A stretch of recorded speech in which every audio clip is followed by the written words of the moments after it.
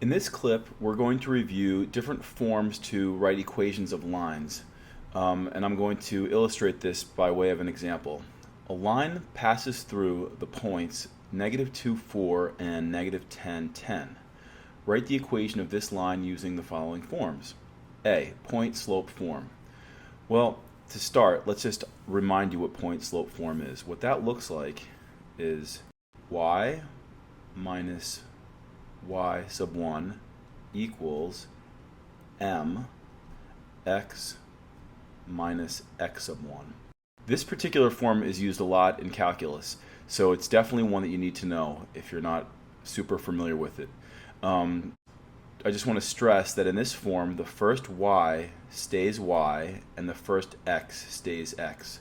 So when you're plugging things into this formula, you plug in everywhere except for this y and this x that I've sort of bolded for you.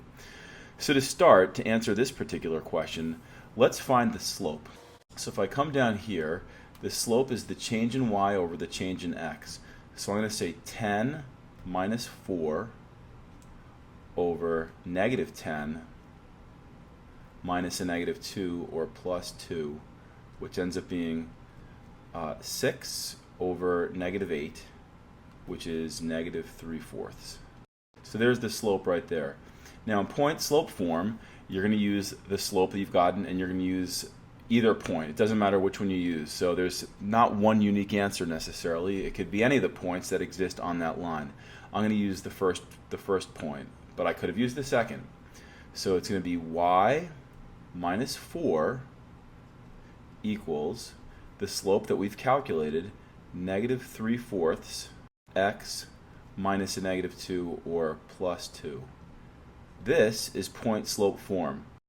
Okay, now the second part is to write the equation of the same line, but this time in slope-intercept form. That is y equals mx plus b. This is pretty standard, something you might learn in an Algebra 1 class. So what I'm going to do is just manipulate the answer that I got for part A into part B. And to do that, what I'm going to do is distribute the -3/4 through. So I have -3/4 x.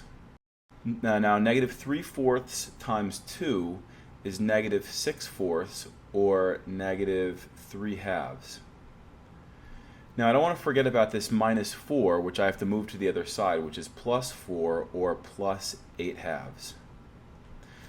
Cleaning all that up, I end up getting y is equal to -3/4 x and then +5/2. So this is the slope-intercept form for the same line. In part C, they want general form. General form is ax plus by plus c equals 0. A, b, and c have to be integers, and a has to be positive. Those are just some rules for using general form.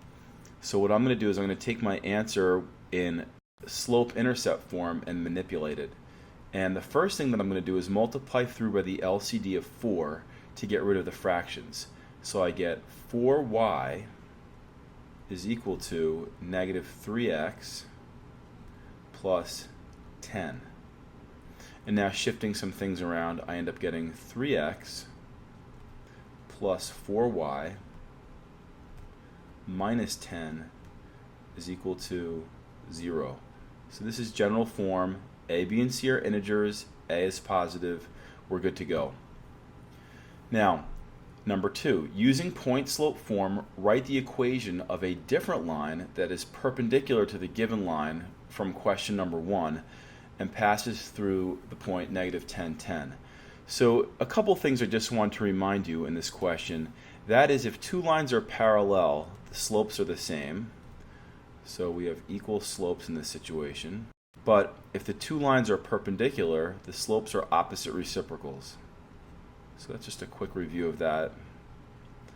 So for this problem, because the key word is perpendicular right here, we're going to be going the route of opposite reciprocals. So the point that we're working with is -10, 10. So y minus 10 equals the slope, which is now the opposite reciprocal of what it had been, 4/3, and then x plus 10. So this is the point slope form for the line that is perpendicular to the original line and passes through negative 10, 10. At this point, you should go on and do the problem sets that pertain to clip 8.